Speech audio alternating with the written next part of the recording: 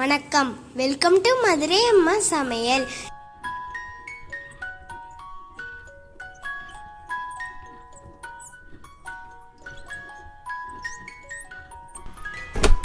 நலமுடன் வளமுடன் வாழ்க.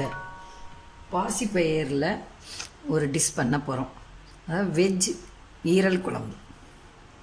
வெஜ் ஈரல் குழம்புக்கு தேவையானது பாசிப்பயிறு ஊற வச்சது 1 கப், இஞ்சி பூண்டு பேஸ்ட் 2 ஸ்பூன், உப்பு தேவையான அளவு, மஞ்சள் தூள், மசாலா 1/2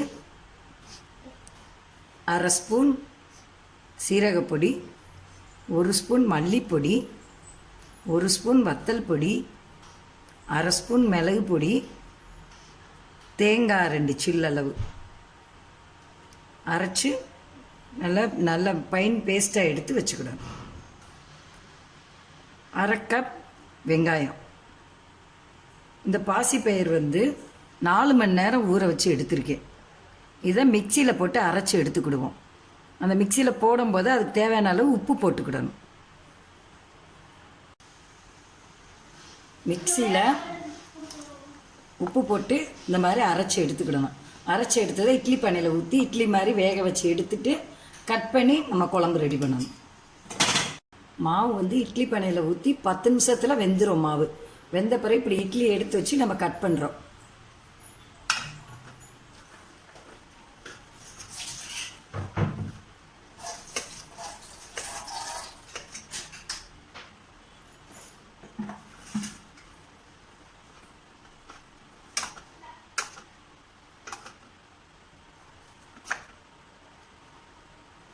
இந்த மாதிரி பீஸ் போட்டுக்கிடணும்.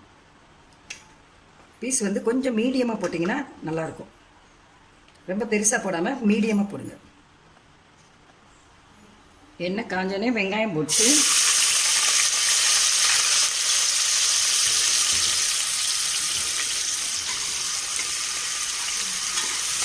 வெங்காயம் லேசாக வதங்கினோடனே இஞ்சி பூண்டு பேஸ்ட் இருக்குல்ல, அதையும் போட்டுருவோம்.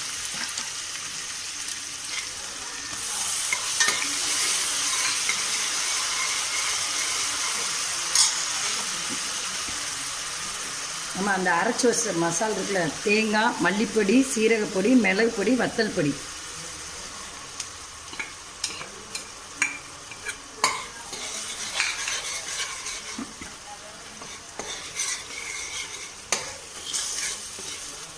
ரெண்டு நிமிஷம் இந்த மசாலா வதங்க விட்டுறணும். வதங்க விட்டு கட் பண்ண இதை பாசிப்பயிர் மாவு கட் பண்ணி வச்சுருக்கோம்ல வேக வச்சு, அந்த வேக வச்ச மாவை கட் பண்ணி போட்டுரும். சிம்மில் வைங்க. சிம்மில் வச்சு ஒரு 3 நிமிஷம், அப்புறம் ஆஃப் பண்ணிடுங்க. இப்போ குழம்பு ரெடி ஆயிடுச்சு. நல்லா வெந்துருச்சு. சுவையான வெஜ் ஈரல் குழம்பு ரெடி ஆயிடுச்சு. வாங்க, சூடாக இட்லி வச்சு சாப்பிட்டு பார்ப்போம் எப்படி இருக்குன்னு.